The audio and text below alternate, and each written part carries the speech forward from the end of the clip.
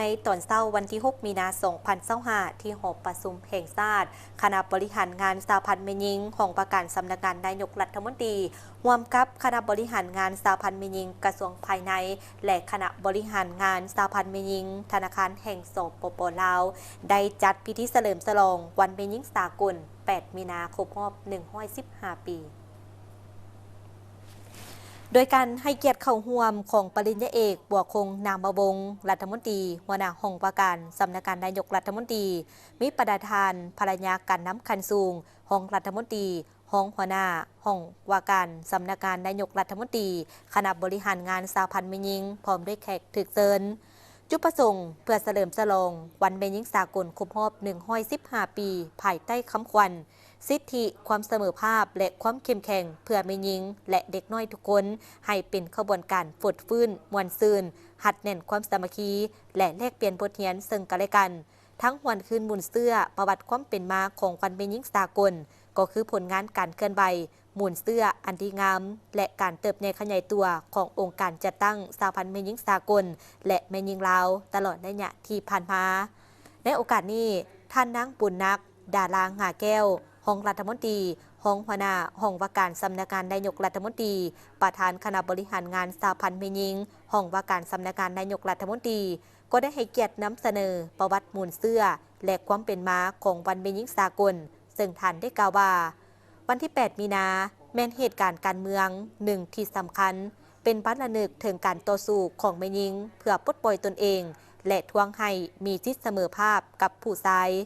วันแม่หญิงสากลกำเนิดเกิดขึ้นในท่ามกลางที่สภาพเศรษฐกิจของศักดินาและนายทุนขยายตัว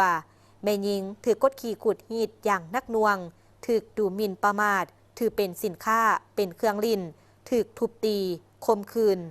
ทำสำเราบ่ได้รับการเอาใจใส่เบิ่งแยงดูแลจากสังคมเฮ็ดเวียกหลายชั่วโมงแต่ได้รับค่าจ้างแรงงานราคาถูกเฮ็ดเวียกบ่มีการรับประกันบ่มีระบบปกปักรักษาสุขภาพของแม่หญิงและเด็กน้อยต่อสภาพการดังกล่าวกรรมกรแม่หญิงจึงได้สามัคคีกันลุกขึ้นต่อสู้โฮมชุมนุมประท้วงและขัดข้านต่อการให้ค่าแรงงานต่ำและสถานที่เฮ็ดเวียกที่บ่รับประกันต่อสุขภาพซึ่งในวันที่ 8 มีนาปี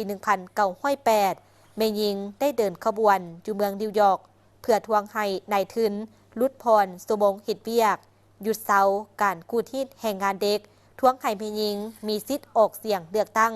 และลงหับสมัครเลือกตั้งการเดินขบวนประท้วงภายใต้คำขวัญข้าวจีและดอกกุหลาบปี 1910 กองประชุมสากลเกี่ยวกับปัญหาแม่หญิงข้างทำอิฐได้จัดขึ้นอยู่ประเทศเดนมาร์กมีผู้แทน100 กว่าคนจาก 17 ประเทศกองประชุมได้รับพ้องเอาวันที่ 8 มีนาของทุกๆปีเป็นวันแม่หญิงสากลในพิธียังได้จัดเวทีสนทนาและเรียนบทเรียนใน3 หัวข้อคือแม่หญิงกับขบวนการแข่งขันทักษะและพัฒนาซึ่งเสนอโดยผู้ต่างหน้าคณะบริหารงานสมาชิกแม่หญิงกระทรวงภายในการสร้างและหับเสริมให้ครอบครัวจากสมาชิกสหพันธ์แม่หญิงของประการสำนักงานนายกรัฐมนตรีและการเข้าถึงแรงทุนขนาดน้อยและขนาดกลางหรือ SME